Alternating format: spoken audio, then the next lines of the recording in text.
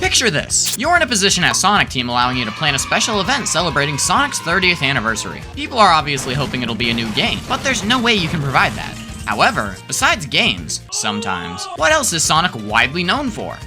Furries! Music!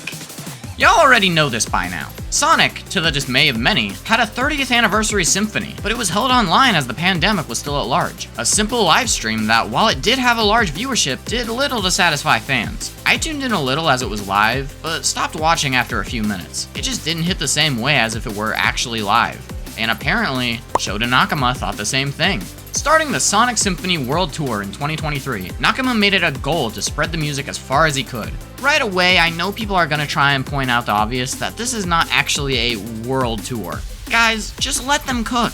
It takes a lot of work and money to do this stuff. Just wait and see what new shows they announce. We don't know what they have planned. Anyway, when I saw the announcement of the tour, I was excited beyond belief. Yes, this is what I wanted, a live performance of these songs that I can actually go to. And then I gave up all hope of ever going to one.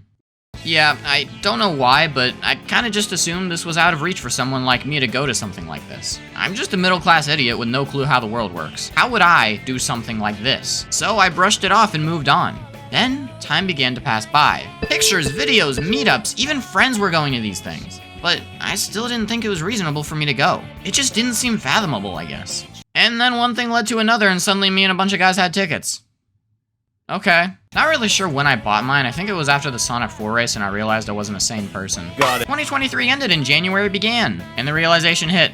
Oh shoot, this is actually happening. I gotta get a flight. I gotta get a hotel. I need to make sure distances work. I need to call off work. I need to make sure I have money. I mean, that last one is impossible, but still. I got everything in order, failed an Unleash race while mastering the Twin Needle attack, and just like that, it was time.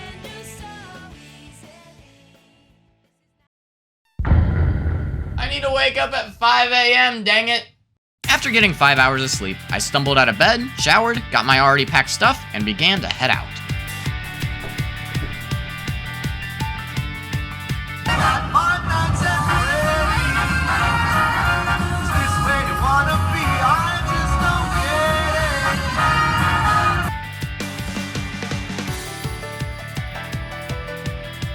I cannot wait to pay for parking when I get back. That's gonna be awesome. It felt a little weird being alone in a big place like this, but to be honest, there weren't many things I couldn't just stumble my way through and it worked out fine. I went through the security gates, shocked I didn't find my weapon, and headed over to my gate. However, I sat down for about 10 minutes before realizing I had about 2 hours to kill, so I got up and went down to buy an overpriced coffee. Airports are fun, but as I passed time in the best way possible, it became obvious my flight might not be taking off for a while. I got delay after delay, and it started to worry me a bit, until out of nowhere the workers just started throwing people on random flights. Hey, look at that, I'm gonna arrive before schedule now. This was only like the 3rd time I've ever ridden on a plane, so I was kind of excited, but I also was tired and just wanted to get to my destination. So that's why I hallucinated that we were already flying. I mean, you see it, right?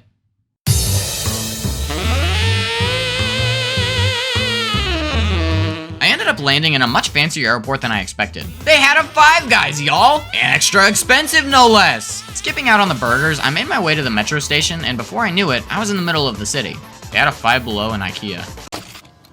I'm gonna cut this story a lot shorter than I was going to originally. Basically, I walked in the snow for a while, got Chipotle, then walked in the snow a lot more. That's all you really need to know. Was this logical? No, but I did it anyway. So I was walking down that path right there. And you're supposed to go down it and loop around to get up here, but there's a fence right there, so you're not supposed to do that.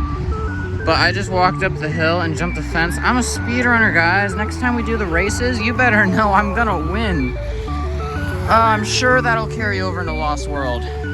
I'll spare you all the boring details, but even as I slowed down from exhaustion and my phone clinged on to life by 5%, the hotel finally came into view. Now, I don't really have footage of me getting into the hotel and checking in, mainly because my phone was basically dead, but also because I felt like I was about to die. Shockingly, I didn't feel sick or anything, but I was cold and wanted to collapse. So yeah, there's no room tour or anything. I changed into some dry clothes and took a long, fat nap. I spent the first night relaxing and talking with the others in anticipation for the following day, and that night I went to bed at a shockingly early time. 11:30 p.m. Yes, that's early. I had to be rested for the big day after all.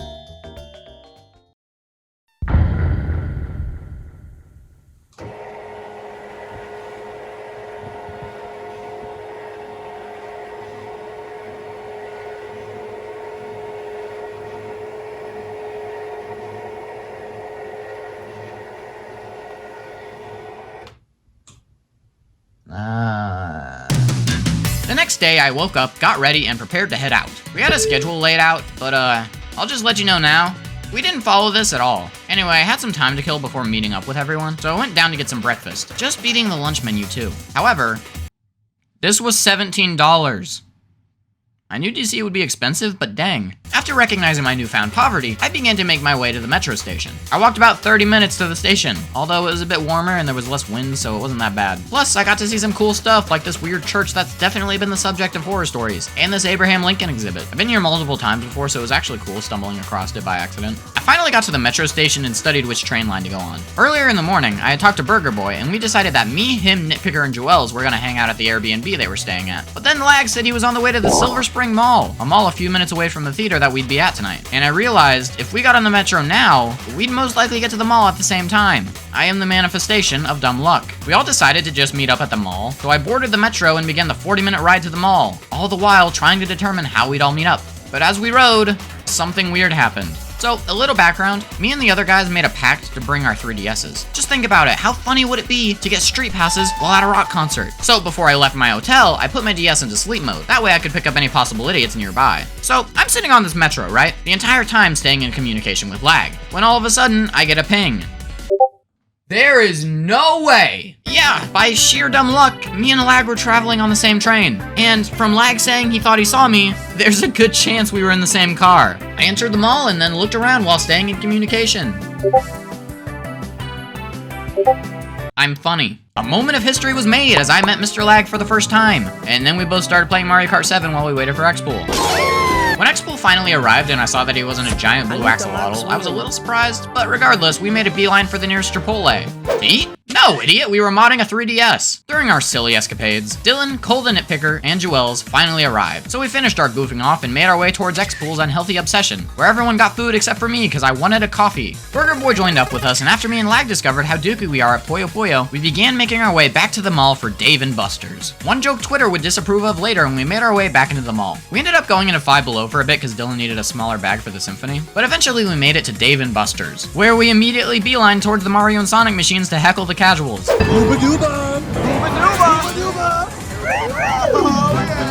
We spent some time screwing around, playing a bunch of different games. I found out Pac-Man Battle Royale isn't fun, and we filmed stupid stuff like this. Go. Hi guys, welcome back to Sonic Trivia Tuesday. Today I'm going to tell you some arbitrary facts about Sonic that you probably don't care about. I'm bored. Cool. Okay, continue. Anyway, did you know in that the Fleetway comics, which were actually called... I'm bored. Yeah, okay, got you.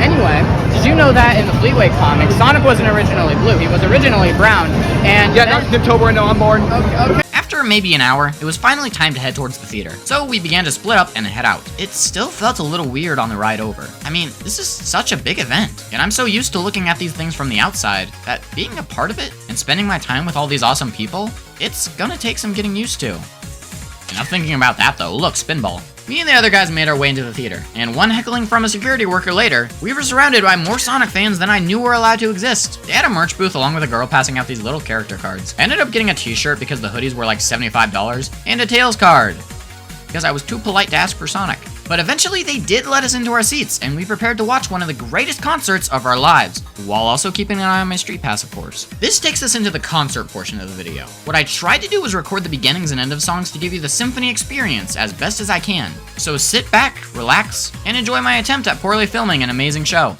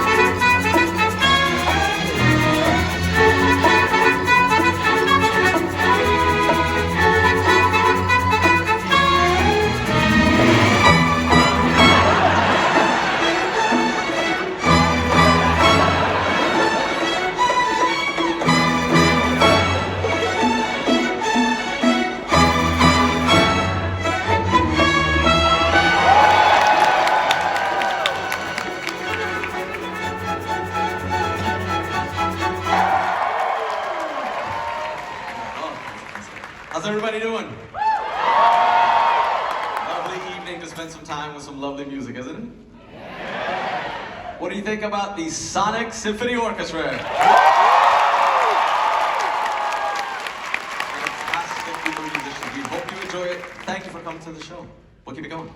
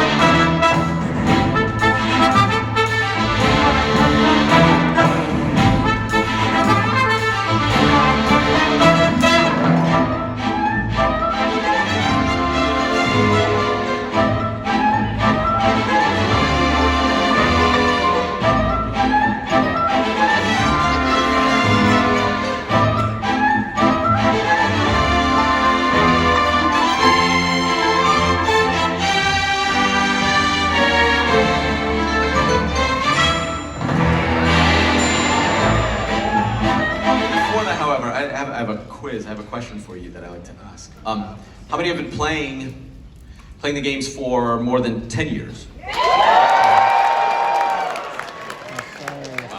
Can I get a little bit of house lights up there as well? How many have been playing for, okay, hands down, more than 15 years? Don't lie. How many have been playing for more than 20 years?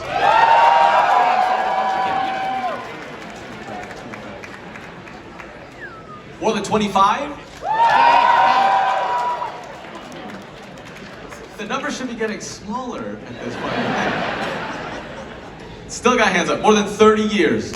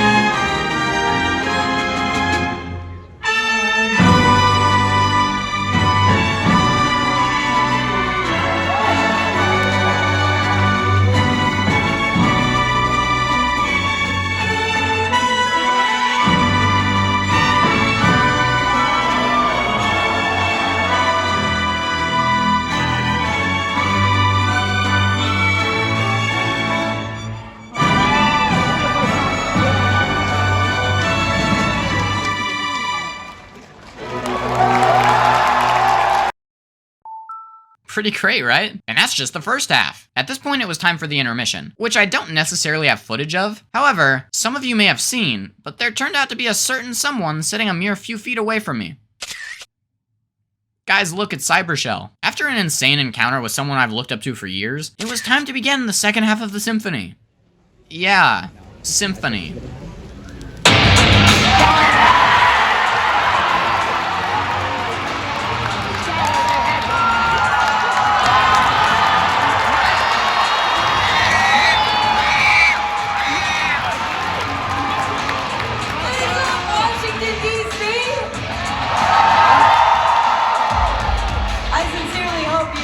Excited to be here as we are. And this is a rock show now, so I'd like to see some people up, if not all of you up. It will be so much more fun if we are headbanging together. Let's party.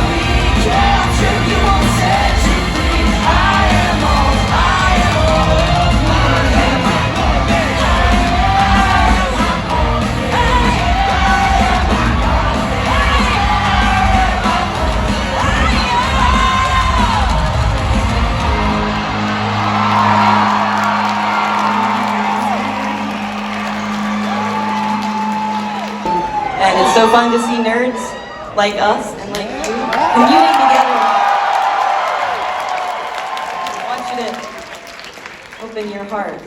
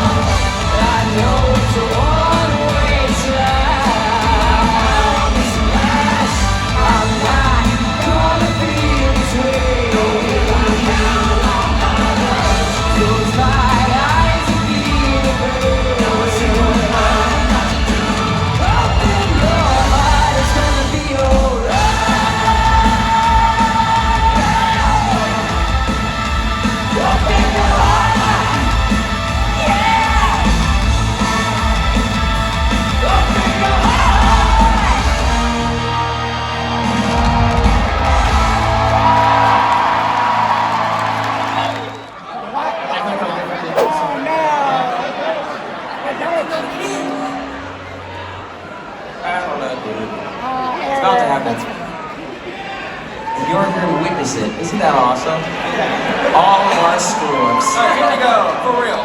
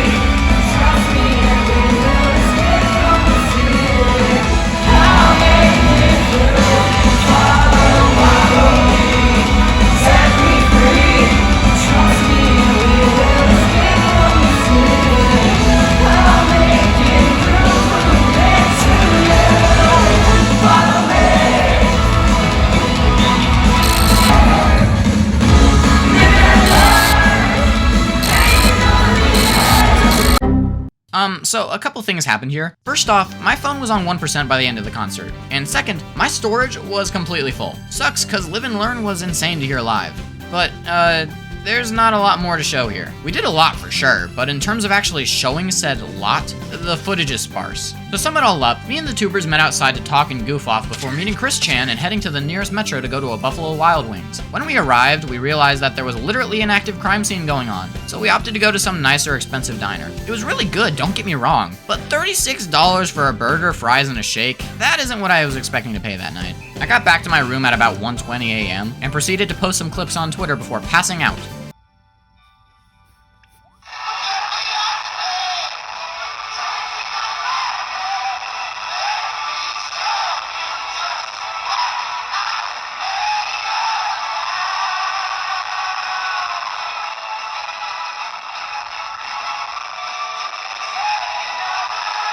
The next day was extremely simple, and kinda boring at that. I think the highlight ended up being Kong Dog. That sure was a sentence. After I bid everyone farewell, I rode to the airport and boarded my flight back to the Darkland. I mean Ohio. Oh hey look, I have storage now for some reason. Don't know what caused my phone to achieve enlightenment, but it's back now. Thanks for nothing, Apple. And yeah, that was my DC Sonic Symphony experience. I gotta say, I'm not a big vlogger by, any means. While I'd like to keep you updated and possibly take some videos, I hate trying to make sure I get decent clips of everything. I want to experience the moment, not stare at my phone the whole time, you know? That being said, while trying to navigate a large unfamiliar area was more difficult than I'd like at times, that concert was insane to actually experience. And yet, this whole trip wouldn't have meant nearly as much if I hadn't gotten to spend it with everyone. As cool as it was to hear the music, I was more excited to just meet everyone in person and goof off. I would 100% recommend going to a symphony. The music alone was fantastic. However, as much as I encourage going with friends even more. They make the entire experience worth it. It kinda sucks now that it's over. Every single song I listen to now just doesn't feel the same without that orchestral edge. It's too bad there's no convenient way for me to experience it again.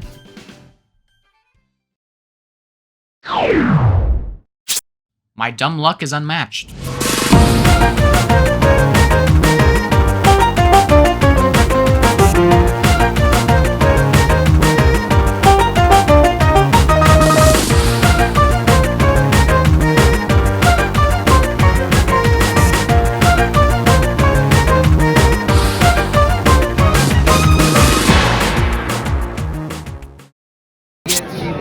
Today, I want to talk about a Sonic game that I hold very close to my heart, and that is Sonic Unleashed. It's crazy, controversial, and very high budget.